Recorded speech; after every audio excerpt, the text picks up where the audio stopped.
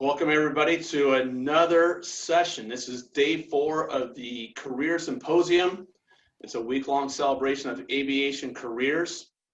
We are Pathways to Aviation. We're a nonprofit organization which informs, inspires, and engages aviation's next generation. We have an incredible panel today with us, and we're talking about military, pursuing careers in military, and even careers beyond your service. So without further ado, I'm going to introduce you to Ken Moen, who's the airport manager at the Carson City Airport Authority, who's going to be our moderator. So we're removing myself and Eric from this so that we can allow our mentors and close relationships to kind of work with us and marshal, if you will, these workshops. So Ken, it's all yours, buddy. Good morning, Peter. Thank you very much for the introduction. I'll give you a little bit of background about myself. I did start in aviation in the United States Army. I enlisted right after high school and trained at the home of Army Aviation at Fort Rucker, Alabama as a air traffic controller. And I spent the next 4 years as an air traffic controller at both Fort Campbell, Kentucky, and a couple locations in Korea, Camp Casey and Camp Page. And then I returned to Fort Rucker and finished my service there. Shortly thereafter, I discharged. I was hired by the Federal Aviation Administration as an air traffic controller. That was right after the 1981 strike, the PACO controllers, and I spent the next 27 years as a controller in Denver, Stapleton, and Reno, Nevada. And then I moved on into airport management side of the equation beginning in 2011. I did do a tour in Baghdad, Iraq as a civilian controller and instructor for Baghdad International Airport and Center. And so I got a nice round out to my aviation experience by doing some ICAO work there at the end of my career. And now as the airport manager of the Carson City Airport, has kind of been a culmination of a career choice of aviation, and it's been fascinating and exciting, and every day is different, and that's one of the great things I like about it. There's a variety of occupations, and today we're going to find out from our guests how their path has begun on that career choice. And so I'd like to introduce our first panelist. His name is Jason Depew, and Jason will describe his career journey, his current role, his employer, and announce any open positions that he's aware of. So Jason, turn it over to you, my friend. And you're in Florida, correct? I am, yeah. I'm down in Tampa, Florida. Thanks, Ken. You bet. Good morning, everyone. My name is Jason Depew. My military job right now is I'm in the Air Force Reserve, and I work as an admissions liaison officer for the U.S. Air Force Academy. So I do mentoring for young people interested in going to the academy, and then I also do interviews as part of that application process. My flying career started way back in high school. I sold fireworks in the summer and used that to pay for some flight training and got my private pilot's license. And after that, I went to the Air Force Academy myself, and I got to be a glider instructor at the Air Force Academy. I spent 2.5 years teaching other people how to fly gliders, and it was a lot of fun. After I graduated from there, I went to pilot training, and I started as a B-1 bomber pilot in the Air Force. So flying at 500 feet above the ground at 650 miles an hour, dropping bombs at night in the clouds, wearing night vision goggles, flying supersonic. It's awesome. It was really cool. After that, I got to go fly a spy plane for special operations. If you're familiar with civilian aviation, you know it as the Pilatus PC-12. And we had some very fancy cameras on board, and we basically took care of the troops on the ground, making sure they were safe and they could get where they need to, and that if some bad guy tried to jump out the window and run away, they could not get very far. That was also very fun.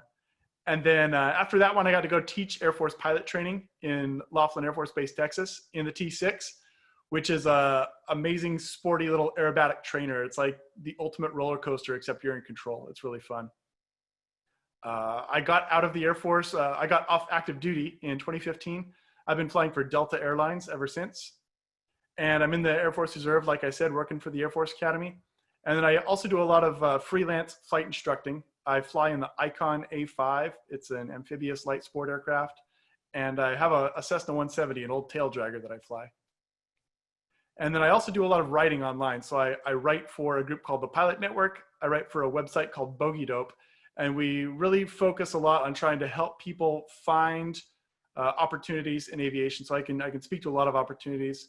And I've also written for another website, a new startup called Pilot Pipeline that tries to kind of demystify the process of becoming a pilot. Excellent, Jason. That's a very broad background you have there. And Yeah. I think the one takeaway I get from that is the excitement and enthusiasm you have for aviation from all Yes. levels, whether it's a light sport, flying your tail dragger, or cruising at 500 feet AGL, nap of the earth flying. That's pretty Absolutely. exciting. Well, hey, I want to move on to our second panelist and introduce him before we get into different discussions about what you look for. But real briefly, I want to introduce Jacob Hammonds and have Jacob tell us a little bit about his background. Well, thanks, Ken, and good morning, everybody. And thanks to Jason for that. I learned a little bit about you today that I didn't know, so that was great stuff. Cool.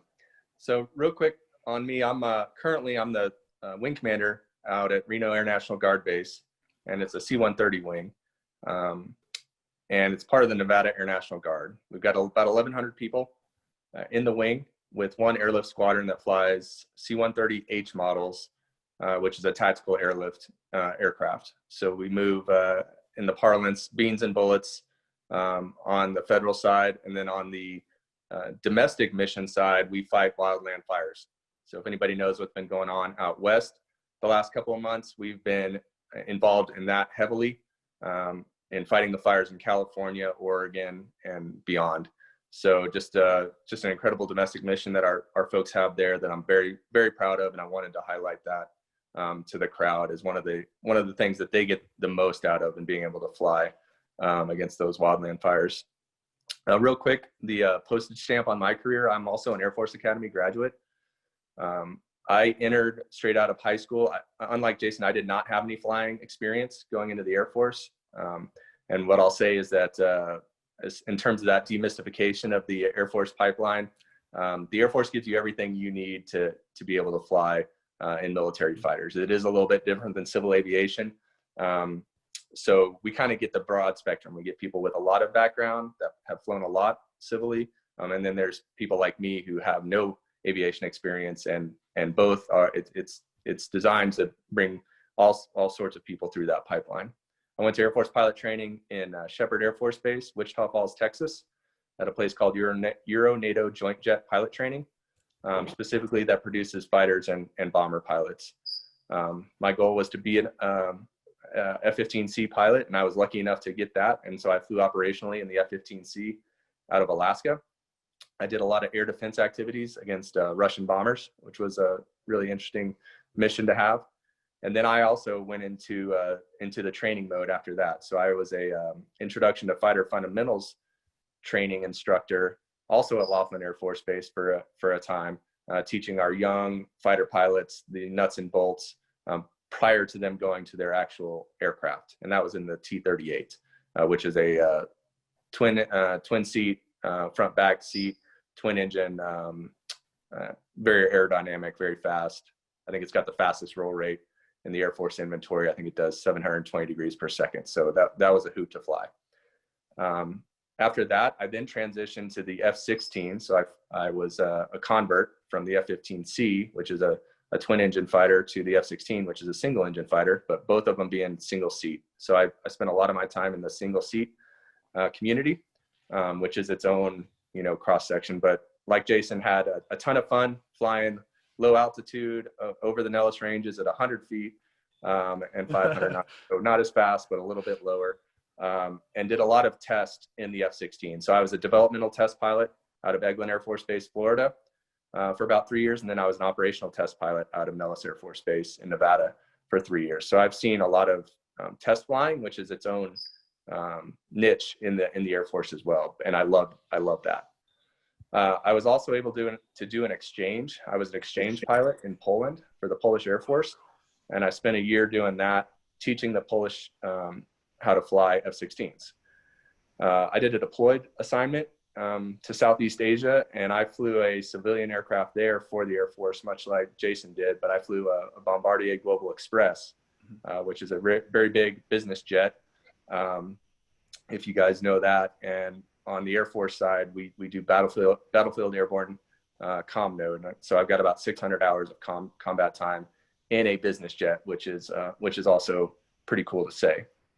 I talked about my current position. So I have moved on from fighters to transport aircraft, which I'm very humbled and proud to have been able to do. So again, I've kind of been able across my Air Force career to hit a bunch of different marks. I'm still in the service, obviously, and I do that full time. So I've been very fortunate to have a long flying career, and happy to and excited to share that with everyone out there today. Thank you. Jacob, that's really exciting to hear about your transition from non-aviator to flying a variety of equipment and now taking over a wing here at the Reno Air National Guard Base. I've had a long affiliation with the 152nd unit, the high rollers. I remember when they had the F4s and they made the transition to the 130s, and I knew a lot of the pilots and crew members there. As a matter of fact, one of my he's like a second son to me, is in the Guard right now and is at officer training school, and will be moving on to flight school. You probably know him, Kevin Jones. Yeah. So Yeah, I know. Kevin's a good man. So it's neat to watch how these young men and women have made these transitions, and now looking back, you can see how you might be able to provide feedback for them or opportunity so that they can fulfill their own destinies. So the first question I have for you, Jason, is what do you seek when you're looking for new hires, people who have expressed interest in the academy or trying to get into a pathway to flight school or other aspects of aviation? Sure, good question. What we tell applicants to the Air Force Academy, and it really applies to anyone who wants to join the U.S. Air Force, is we're looking for leaders of character. If you're going to be a pilot in the Air Force, you're not just a pilot, you're an officer, and that means you're a leader of other people. And you need to be a good person, you need to be trustworthy, and really we need some way to see that you've demonstrated that in your life. And so we're really looking for people who have served in their communities, who have jobs, who work hard in school and are involved in a variety of organizations, and kind of getting a picture of you through all the things that you're involved in. And we really want people who are leaders and ready to go out and take charge. So what you're saying to me is that it's something that they've already been developing their whole life. So it's not a skill set that you're saying, hey, we're going to just take you off the street. We're looking for abilities and skills that they've already been developing. So you really look for that in your conversations. That's the best for us. Yeah. So, someone that we already know, we can see through their experiences, they've already learned a lot of those things. And if they're weaker in a few areas, we've got great training programs, so we can help and build them up. But definitely the more you can do before you get to us, the better. So leadership, whether it's in school or church or community, is an aspect of that. Absolutely. Okay, cool. And I'll turn that over to you, Jacob, and ask you to elaborate on your processes and how you guys look for talent in young leaders. Yeah, I think you'll find it's remarkably similar to what Jason just talked about. Whether you're going to go to the Air Force Academy or whether you're going to join the Guard straight out of high school, I think we look for similar character traits in our young airmen to be. The Academy is unique because it really does develop your character over 4 years. But we look for a certain baseline of individual that we're going to accept into the Academy. And similarly in the Nevada Air National Guard, we do a really good job recruiting. We have no problem hitting our recruiting numbers. And so we can be a little selective when we bring people into the 152nd. And one thing I'll piggyback on what Jason said is showing that kind of before you show up day one, because what we ask of our new recruits when they do show up, whether, for us, they go to what's called a student flight before they go to basic military training. but they're still responsible for the Air Force's core values. And so real quick for the audience, I'll say what those are, because it really does encapsulate a lot of what we look for. And it's the first one is integrity first. So being able to be honest and truthful with yourself and with others. The second one is service before self. We are asking you to volunteer to serve in the armed forces. And so you are going to put that service-minded aspect above your career, above what your goals are at times. And then the third one is excellence in all we do, because we do engage in a business that demands excellence for the American people, for the defense of our nation. And so we behold it to ourselves and each other as a team that we're going to do the very best we can every day that we come onto the base or come through those gates. So those are kind of the values that I look for in our new recruits, and we ask them to uphold that even before they go to basic military training. Other things that are kind of more administrative in a way is being able to pass a medical screening is one thing that we look for in new hires. So essentially, when you get with the recruiter, they'll be able to outline, what various career paths you have based off kind of some of your medical background and history as well. We ask our recruits to stay drug-free and don't commit crimes, right? So again, that goes back to the character aspect. But we do see that not necessarily in our flying community, but in some of our other communities where that can be an issue with some of our young recruits.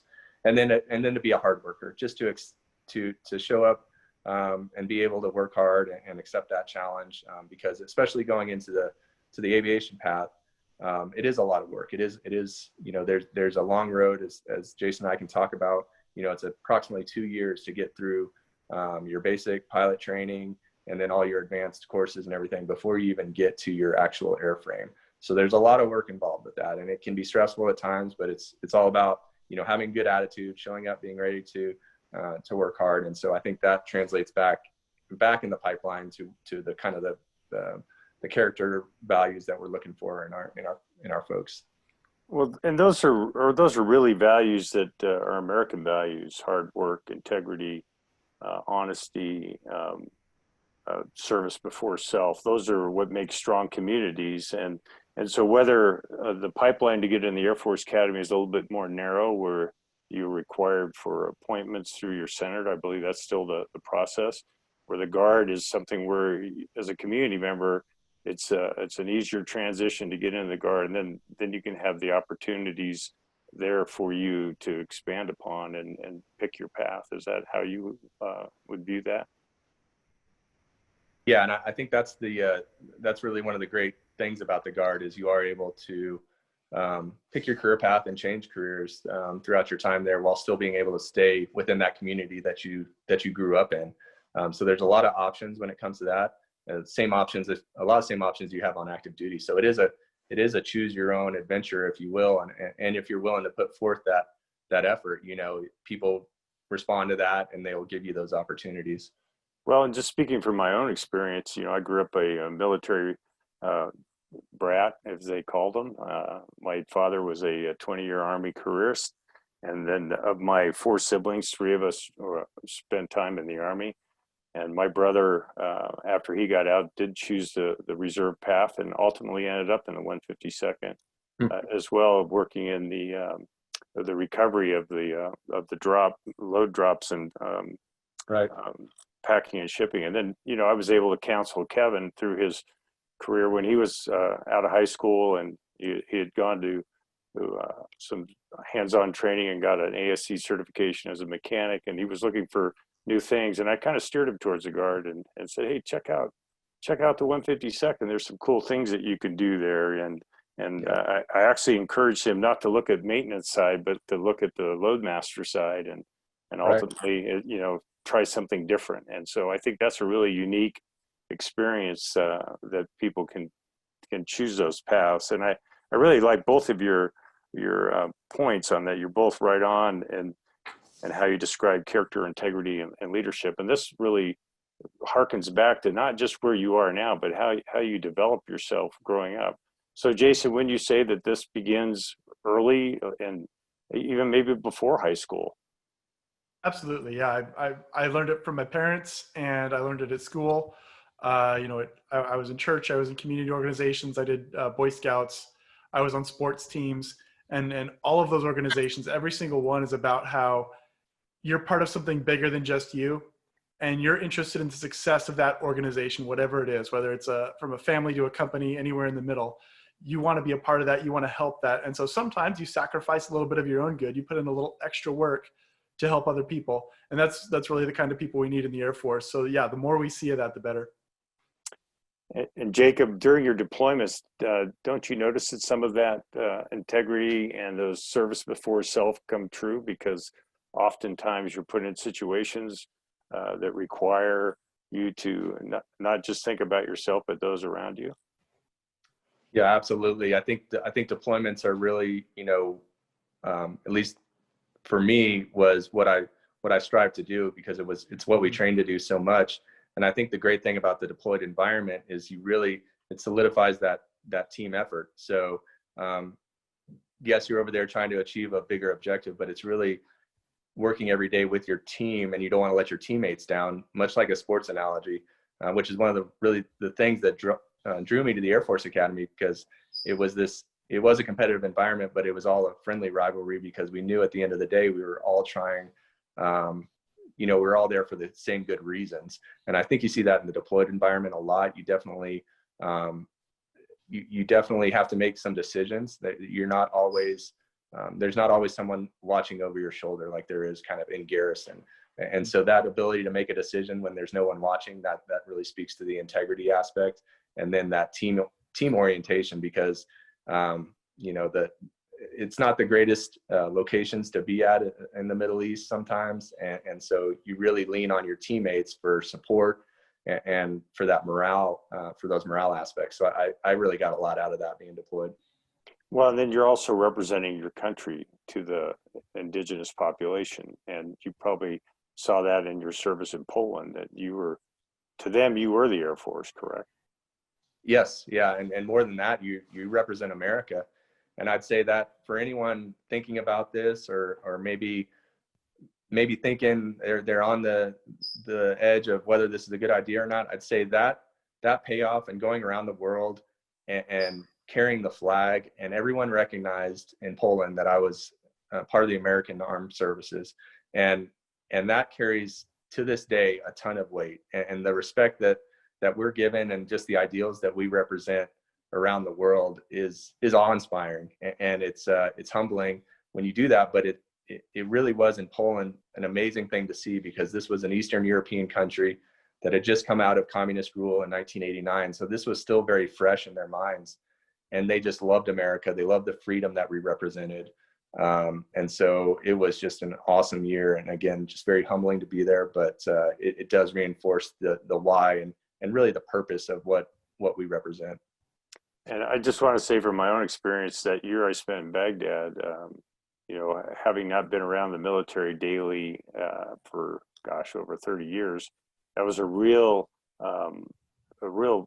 prideful moment for me to be able to be back in that community, to see how the camaraderie and how everybody worked together. Because, we were there supporting the mission, not just training Iraqis, but supporting the mission of the United States Air Force, and ensuring the transition of people and equipment through the country safely, and supporting those combat missions as well. So I agree with you wholeheartedly, and I think that's just an excellent punctuation mark on that whole topic. And so, one of the things that I get out of this is, how do students prepare? And so those elementary items might seem really simplistic, but they're building blocks. Jason, wouldn't you agree? Yeah, absolutely. There was a very smart fighter pilot, John Boyd, years ago, who basically wrote the book on how to be a fighter pilot. And we'd been fighting in World War II and the Battle of Britain for years, and we did very well. But he actually figured out the math behind it, and he used thermodynamics and computer programming and math, and revolutionized the way that fighter pilots fight. And it's amazing nowadays. And Jacob can attest to it even more than I can, that we still use John Boyd's theories today. And so we very much like seeing people who put in the effort to study and learn a variety of topics. And math and science are definitely, at the top of our list. But as you can see, Jacob spent time in Poland. I've spent time all over the world, really. And we want people who can understand languages and cultures and other people's ideas. They need to be able to understand their religions and their histories, and to be able to really work with those people, because, we do important missions here. We fight fires, or we transport things, or, we rescue people from hurricanes. But when we go overseas, we're fighting wars in somebody else's country. And we really need to be able to work with those people and help them understand why we're there to help, and what we're doing, and integrate with the forces who live there. So really that's an ambassadorship in a way as well, right? It is, Isn't that yeah. correct? Absolutely. Yeah, and I'll second that on the cultural competence part. It's not a prerequisite when you join. I think it's something that that the Air Force is asking its officers and its enlisted members to be culturally competent, because we do spend so much time outside of our borders, and those interactions do make a difference. And so the preparation part is, like I said, the military has a long track record of taking individuals and taking them through that process. So it's more of the mindset. I think that's the most important part, because you do see such a diversity coming through our doors. And I think that the Air Force as a whole, and I want to touch on the diversity aspect, is really embracing this. And because it's an imperative for us to be a diverse and inclusive force, because we do represent the United States of America. And so we want to be on the vanguard. We want to be on the leading edge of diversity and inclusion. And also because it is a recruiting challenge for us. The recruiting pool that is eligible to be accessed into the Air Force is getting smaller and yet more diverse. So if we're not being inclusive of all those candidates that we might potentially get in the door, we're essentially shutting that door for them before they can even get there. And so I think that's been one great thing that I've seen in the last couple of years, that the Air Force has really tried to lead on this issue, even among the armed services. But we've always been a service and a military that's embraced change, that has been at the forefront of a lot of the social issues of the day, in terms of, integration of African Americans into the force, women, but we recognize that we still have work to do on the inclusivity part. And so I want everyone to know that is something that we are focused on at this point, and I can see that going into the future. And the Army and Marine Corps and Navy are all similarly situated, where those environments are much more integrated than general civilian life. And I think that that's a great point to make, is that that all peoples are represented in the military, and I think that makes that military even stronger, because there's no distinction amongst members. You're an airman or a soldier first, and that's really separates that character issue. So let's say I'm a student, and I've already had some of my own struggles, and whether they be at school or at home, and how can I overcome those and still be a fit candidate for the Guard or the Air Force? Jacob, Yeah. you want to take that one first? Sure, I'll take it first. I looked at the topics and kind of looked at what is the typical recruitment process. And for us, it starts with contacting an in-service recruiter and having that initial conversation with them. And we're just like, we're not a one mistake Air Force. We're not a one mistake recruiting service either. So I think we have that initial contact with you, and that's really just to explain, just to educate a little bit and allow you to ask more questions about, what does it mean to join the Guard? Is the Guard the right fit for me? Is it active duty? Is it the reserves? We've gone to a total force recruiting concept now, where essentially you should be able to walk into the door of an Air Force recruiting service, and they can point you in the right direction of what's going to fit your needs. And then from there, if it is a good fit for you, whether it be Guard or active duty, then you'll go through that application process. I'd be remiss if I didn't throw out, just the shameless plug for the Nevada Air National Guard, especially as the 152nd Airlift Wing Commander, especially coming out of high school, or just, we have a lot of seniors in high school that sign on, because you do get 100% tuition waiver to Nevada State higher education colleges, which is something that only Nevada really can offer. So that's on top of your post 9/11 GI Bill. So you can go through, if you sign on for a 6-year commitment as a part-timer, you will essentially get your college free, and you will still have that post 9/11 GI Bill available for you. Of course, And a part-time job where you're gaining skills the whole time. Exactly. You're gaining life skills, and you're gaining skills that are going to be competitive for you on the outside, to get better jobs if that's the direction you want to go. Just amazing opportunities there. There's 100% textbook reimbursement. And then in terms of, what the mistakes and things like that, I think all the recruiters ask from us is that you don't have any open law violations. So things that you've done in the past, as long as you can kind of admit to that, that's, again, that conversation that you're going to have. So at least a senior in high school, 17 years old, and then the max age is 39 for the Guard. And I'll kick it over to Jason for, your thoughts on at least maybe higher education, Air Force Academy, and things like that. Sure. Yeah. What I've seen with the Air Force Academy is like Jacob said, it's not a one mistake kind of thing. We're very much a whole person concept, and the Air Force, they can't bring someone with an open criminal record, kind of like you said. But short of that, all they want to see is that you've learned from your mistakes in the past, right? And honestly, that's probably a plus. If you look like every other person that has ever applied to the Air Force Academy, and you were the valedictorian and the varsity team captain and, this and that, that's boring, right? What if you had something in your past that was a big mistake and you learned from it, right? Or a really tough family situation and you had to learn from that. All of a sudden your interviewer has this really cool, question they can ask you about, and your essays look a whole lot different from everybody else. So don't be worried if you have, maybe a couple skeletons in the closet like that. Lay it out there, be open and honest, and really focus on what you learned from it. We love to see it. It's awesome. I think that's a great point, because first of all, we're all human, which means we all make mistakes. And to think that we're disqualified for anything in the future because we've stumbled and fallen, I think it shows much more character if you can demonstrate how you've been able to brush yourself up and get up again and get back into the fight. So with all that being said, my experience in the Army has been that, hey, we're here to help you grow. And the only way you grow is you make mistakes. Nobody has ever learned anything by not failing at something. I think that gives you the motivation to try. I think one of the great sayings I've ever heard is that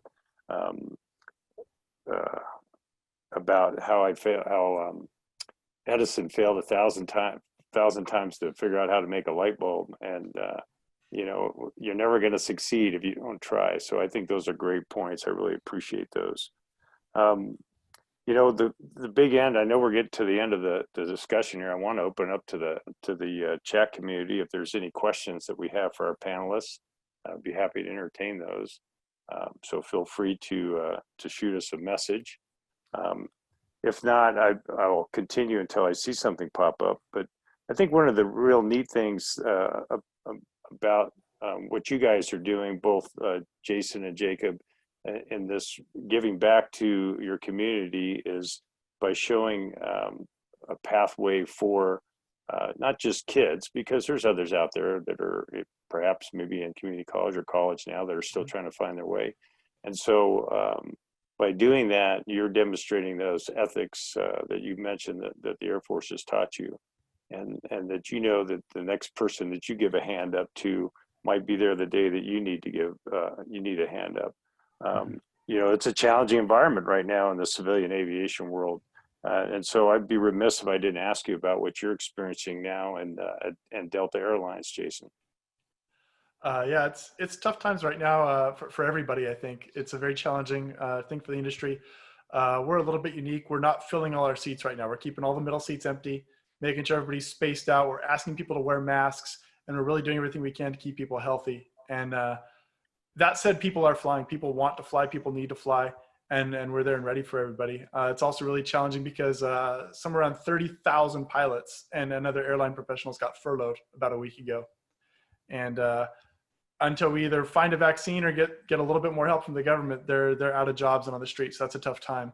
That's something I tell a lot of pilots about is you make pretty good money as a pilot, whether you're in the Air Force or in the civilian world. Don't spend it all. Be smart with your money. Save as much as you can stand to, and then save a little bit more, because the industry is cyclical. It goes up and down and up and down. When the bottom drops out, because it does every few years, you want to be in a good position where your family's already taken care of. Excellent advice. And if Jacob, I can piggyback go on ahead, that, Jacob. Yeah, please. yeah, just to add one thing, because it is cyclical, and we've been in a cycle really for about the past 8 years, I think, that's been really good for the civilian industry, and jobs have been plentiful, and every time that happens, it does pull on the Air Force. So we've seen a large amount of pilots that have been getting out, that have been able to get really good jobs with the airline industry, and now we're starting to enter, it looks like, a cycle where it may be better initially for some of those pilots to come back, maybe to the Guard, maybe to the reserves, because they need to, right? And so I'll just put it out there for the Guard. It is a little bit different. We do hire pilots straight off the street. However, we also have the ability to make someone like a flight engineer or even a crew chief that can become a flight engineer, send them to officer school, and eventually they can become either a navigator or a pilot. So there are alternate pathways to wings other than just the traditional off the street, and we hire you as a pilot. We do that, certainly, and we have boards all throughout the year, but we also have boards for flight engineers and for navigators, and all of those positions are sitting up front on the flight deck. And so having private flying experience does help. I'd say reading blogs like Jason's, so Bogey Dope, I still read that, and I've been flying for 20 years now, so good on you. And that just makes you smart. That just arms you with information and knowledge. And I think that the biggest thing that I've seen since we started, Jason, is just the amount of information that's out there on the process. It was very much a mystery when we started. All we knew was graduate first, and then you can have have your pick. And it's not necessarily that way anymore, especially with the pilot shortage in the Air Force. So I think there's a lot of opportunity out there right now. We see this as COVID is definitely a threat. It's a challenge for us, but there's also an opportunity there. Yeah, I agree. And I think that's what I reiterated earlier about my neighbor, Kevin, who started out as a loadmaster and has now moved into the transition towards flight school. So that is exciting to see. I do have a couple questions up here, and I want to see if I can get to those real quick.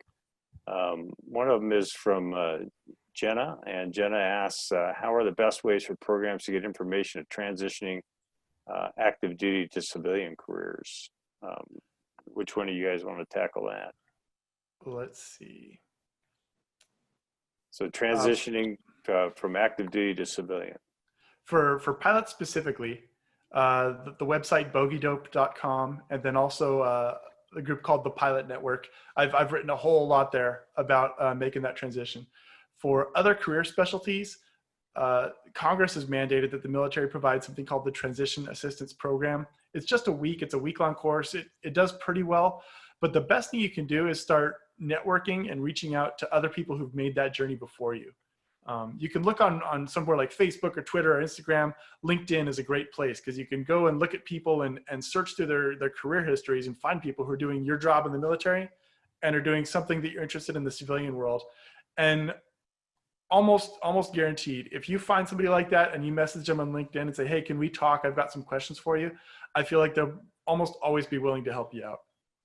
Absolutely. Jacob, you got to piggyback on that?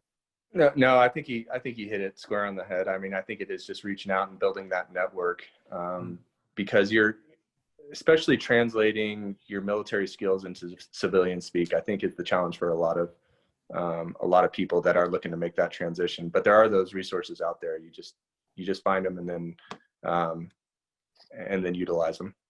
And I've used this analogy before too. I didn't lay in bed at night in high school thinking I was going to grow up to be an air traffic controller. So the opportunity presented itself to me, and that was the path I chose based on opportunity. So be mindful of opportunities. For example, airport management and that whole component is so varied. Everything from operations to engineering to the terminal side to security.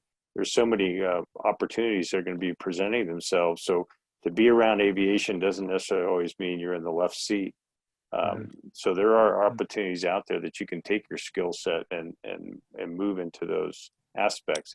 And that includes everything from flight surgeons to lawyers to all those aspects, airport design and engineering. And so that's one of the neat things that I've discovered in my post air traffic control career is the airport management piece. And at Carson City, for example, I do everything from planning our future projects for development on the airport to handling tenant related issues to coordinating with economic development and trying to grow those different communities around the airport and become and to be a community supporter for economic activity. So I got another couple questions up here. We've got one asking about the benefits of being an Air Force Junior ROTC and what the pipeline looks like to becoming a pilot, how long that said. I think one of you touched on it earlier, saying it took about 2 years from on the street to getting your wings. Within high school, being in any kind of junior ROTC is wonderful. Army, Navy, Air Force, whatever. Also, Civil Air Patrol is a similar organization. That's a really outstanding opportunity. What it does is it introduces you to the military, so it kind of gets you in that mindset and helps you understand some basic concepts. It's structured as a military unit, which by definition has leaders and officers, and so you're going to get leadership opportunities. And then most of those organizations have opportunities to do, whether it's service projects or fundraising or just planning the school dance, the military ball. And you're learning to work together as an organization, you're showing leadership. And so that's all very beneficial for your applications for college and scholarships and Air Force Academy, Guard Unit, whatever it is. Then within college, we haven't touched on this a lot. There's the Air Force Academy. It's 1,000 students per year, basically, can go there. You have the Guard and Reserve, which is there's units all over the country in different cities, different states, and you can apply directly to that unit to work for them. Another way to get into the Air Force is through the college Air Force ROTC program. And dozens of colleges throughout the country have these programs. It's basically a class, and you can just sign up and take the class to see if you like it. They also offer scholarships that are as good as or better than the Air Force Academy scholarships. So you can apply for those right out of high school. And so few people apply for those scholarships that 80% of students who apply for an ROTC scholarship get one. I've never heard of a scholarship program with a success rate like that. So go get that money, right? And then if you're in the college ROTC program, if you at least complete the last 2 years, the junior and senior year, you could be commissioned in the Air Force upon graduation and go to pilot training or air traffic control or intelligence or whatever other specialty they have out there. It's just another way to get into the Air Force. Nice. Yeah, and certainly locally, we have a local junior ROTC program in Reno at North Valleys, and every year we host their military ball. So we have that cross connection with that JROTC program, and it is just a great way to expose yourself to military hierarchy, customs and courtesies, and some of those expectations. And I'll echo the thing on Civil Air Patrol. A lot of people don't realize that Civil Air Patrol is part of the Air Force. So it falls under the total force, and actually it has a mission that it's assigned to when and if necessary. So that is a great opportunity for young people to get involved. And there was a great question here earlier just about some of the criteria, and you don't have to have a pilot's license to start training, as you mentioned. No. But there are some physical requirements, and some of those requirements may vary by the service. And one of them is vision. And I think a lot of people think that just because they may need glasses that they can't fly. Can you elaborate on that? Yeah, for pilot, I think the standard right now is it has to be correctable to 2020. Mhm. And for navigators, it doesn't even have to be quite that good if you want to be, or like a flight engineer or a load master. But you can have not the greatest vision and still be correctable to 2020. So it's very doable. And I've had plenty of friends who fly with glasses and contacts. The one thing I'll say is if you have glasses or contacts, if you're considering getting surgery, PRK or LASIK or something like that, don't do it on your own. Let the Air Force do it for you. They want to do it. They want their docs to do it, and they want to pay for it. So don't do it yourself. Great advice.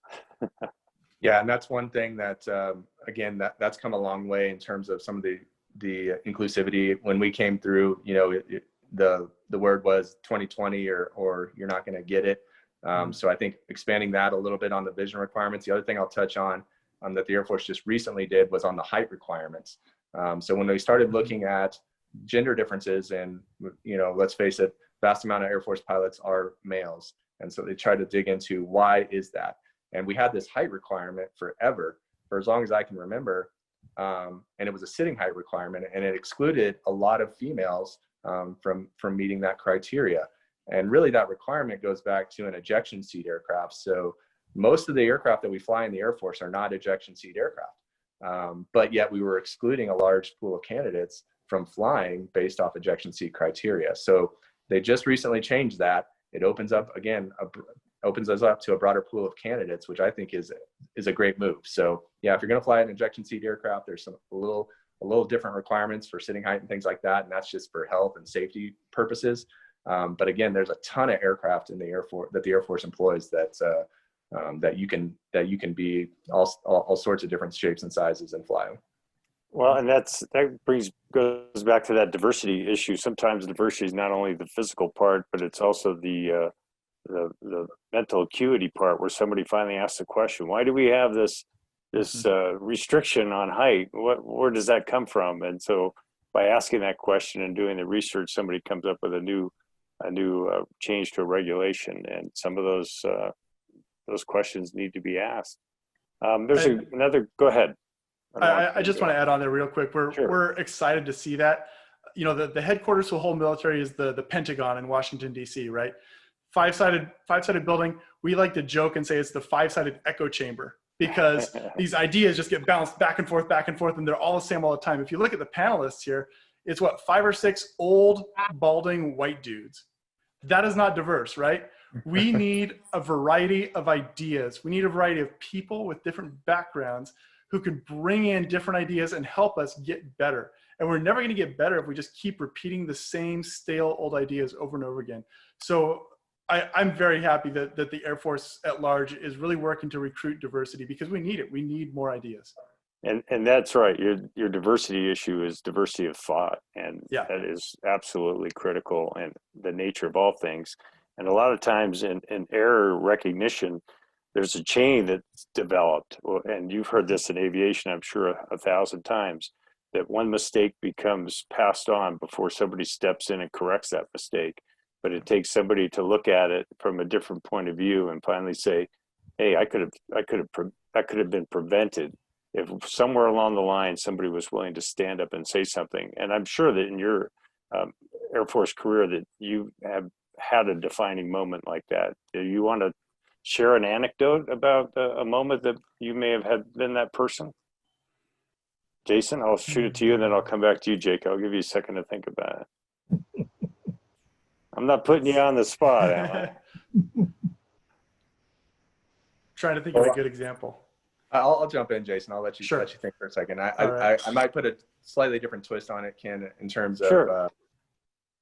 Well, you know what I'm going to touch on. You know, I talked about flying the Bombardier Global Express in theater, and the cool thing about that squadron was we cultivated aircrew from across the Air Force.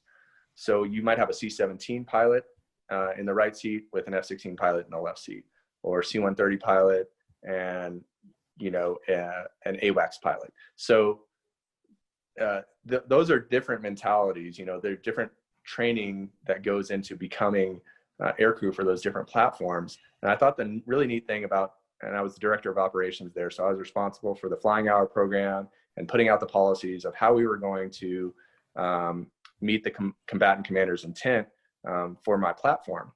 But that diversity of thought, it generated what I like to call a marketplace of ideas, right? Because the way that a C-17 pilot thought that we should fly our mission would be slightly different from an F-16 pilot, all the way down to, I want to kick the autopilot off and fly the RTB with my hands, and the C-17 pilot is looking at me like, what are you doing? But it's those sorts of things that generate conversations and stimulate thought. And you really you peel, like we say, we peel back the onion and you go, okay, why? Why do you want to do it this way? Why? And about the fifth why, you come to a conclusion of, okay, maybe this is the right way to do business. But there was always that conversation. I really thought that was the interesting thing, getting outside of my comfort zone, outside of my bubble, and having people with different ideas and having to justify, why I thought one was right versus another. Well, and flying the F-15 and 16, single crew aircraft, to having to be in a crew management scenario, that's also a different change. Yeah, absolutely. Right. Jason, do you want to dovetail? Yeah, I'll tell you about an experience I had. I was teaching pilot training at Laughlin Air Force Base, Texas. And it was a challenging time because the squadron only had 70% of the pilots that we needed assigned to the squadron. We were way understaffed, right? And the Air Force needed 500 pilots a year. We did the math and said the best we can do is 400 pilots, 20% short of what we were supposed to do. And we were just working as hard as we can all the time, flying 2 or 3 times a day, which is just exhausting. And our people were working really hard. They were doing a great job. And I was in charge of a few other pilots. I was a flight commander. And one of my pilots, Skype, he was a great guy. He was working really hard. And I just noticed he was having a bad day. And I just walked over to him and said, hey, how's it going? I'm worn out, man, but I'm good. I can keep pressing. And I said, you know what, Skype? Go home, take the day off. And it wasn't a bad thing. It was, I care about you. I can see that you need the day off. I care about our students. They need a good, fresh instructor who's ready to go. And the interesting thing was, as the flight commander, I didn't technically have the authority to give him the day off. I just kind of, I'll do it. And I made the decision. And then I went and talked to my boss, the squadron commander, and said, hey, boss, here's what I did. I gave Skype the day off, and here's why. We're too tired. Maybe we should try a couple things to settle things down, cool things down, and get everybody a little bit more rest. And it made a difference. It made a difference in that instructor's life, and I think it helped the squadron too. And sometimes you've got to be a leader and just stick your neck out a little bit and then report to your boss and let them know what you did. Absolutely. Yeah, sometimes it comes down to the personnel issues and being able to relate to people and understand the nonverbal cues and know that it doesn't all have to go strictly by the book. Sometimes that there is an opportunity to step out, and I've noticed that in my air traffic control experience that sometimes that there is an aircraft that you're working from one point to another and it gets handed off to different controllers, but there's something that's just not right, whether it's the flight plan, the assigned altitude, or the requested altitude, and that somewhere along the line somebody has to step in and say, hey, why is that guy there, or shouldn't he be where? And even if it's a low time person, and I've experienced that on familiarization trips as a controller on the flight deck of an aircraft, where the captain would look to me and say, hey, if you see anything, make sure you tell us. And I can tell you a number of occasions where one time we were sitting on the runway at Honolulu, position and hold, or line up and wait as they call it now. And somebody was cleared to land on our runway. And I just sat there for about 10, 15 seconds. And I finally looked, I said, didn't he say runway 26 left, clear to land? He goes, well, let's check. And sure enough, he did. And we got clear for takeoff. So it's just to break that chain. So it's very interesting there. I do have another question I want to get to. That's a question from Ian. And Ian asks, views on sponsored and non-sponsored positions in the Air Force Reserve. And I'm not sure what that means. Maybe you guys can help me out with that, Jason. Yeah, I could talk to her. Jake, do you have more specifics on it, or? I do as well. Yeah, but go ahead. So a sponsored spot in the Air Force Guard Reserve means you went to that specific unit at that specific city and you did an application with them and you did an interview with them and they hired you.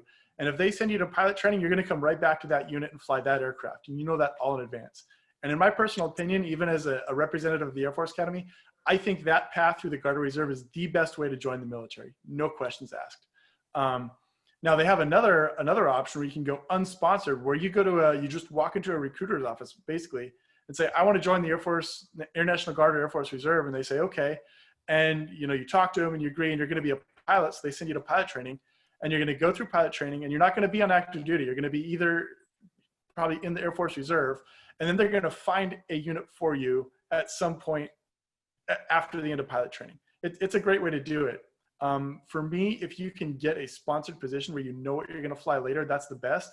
But if you can get in with an unsponsored position, that's awesome too. Absolutely. Nice. Yeah, and absolutely. So the sponsored tour is typically what we see. So that's where you're going to rush the unit, and you're going to have all your resume stuff together, and then you'll show up for us on a guard drill weekend. So for a part-time guardsman, we have 1 weekend a month where we drill. So the entire wing shows up, all 1,100 of us, and we fly. And that's where individuals who want to get sponsored will show up. They will rush the unit, interview with the unit, and that takes a certain period of time. But yeah, once you're sponsored, I mean, from a personal anecdote, the first time I met a sponsored guard member was when I was in pilot training, and we're talking about, what airplanes we want to fly. And he says, well, I'm part of the South Dakota National Guard, and I'm going to go back and fly an F-16. And I was like, oh my gosh, that is amazing. So I agree with Jason of like, for him, it took a lot of the stress off because he already knew what aircraft he was going to be assigned to at the end of it. And for the rest of us, we're just jockeying, for position, trying to get what we could, but you never knew because different aircraft get dropped at different times. It all goes back to needs of the Air Force. So even if you wanted to fly an F-15C or an F-22, and if it wasn't in the drop, then you're kind of out of luck. Whereas if you're sponsored, then hey, I'm going to go back to this unit, I'm going to fly with them, and I'm going to fly this aircraft. So it's a great way to go. Well, experience is everything. And sometimes just getting your foot in the door opens up the doorway for more opportunity. And so I think that opportunity is what everybody is looking for when they're talking about career development. Hey, I want to take a moment to thank Jason and Jacob. I hadn't met either one of you gentlemen before today, but I think I've come to know you over a little bit over this hour, and I really appreciate your insight and your time and commitment to assisting the mission of Pathways to Aviation. And so from my deepest gratitude from you gentlemen, and I want to turn this back over to Pete Parker, and I look forward to meeting you guys in person. And I know Jacob, it's going to be a lot easier for me to meet you, and Jason, maybe we'll find that out one day when I get on a Delta flight and Captain Depew there you go. Identifies himself. I'll come knock on the door. Sounds great. After we land. All right, Pete, back to you. All right, thanks, buddy. Ken, on behalf of Pathways, thanks for emceeing, marshaling this workshop. It's been incredible, just like the others we've had all week. And I know Eric keeps raising his hands back there. It's kind of funny to watch him. It's just, thank you so much. Jason, Jacob, you guys are just, wow. That's all I can say. Incredible. So glad you're on this panel. So happy to have you with us today. We had a bunch of people in the audience and a bunch more where we're going to watch this. And a lot of questions were not answered. So if you'll allow, I'd like to send you those questions. You can shoot them back to me, and then we'll get them back to the people who asked those questions, because I know some of the questions were pretty important to us for sure, but definitely to them. So again, thank you guys very much, and very much appreciate it.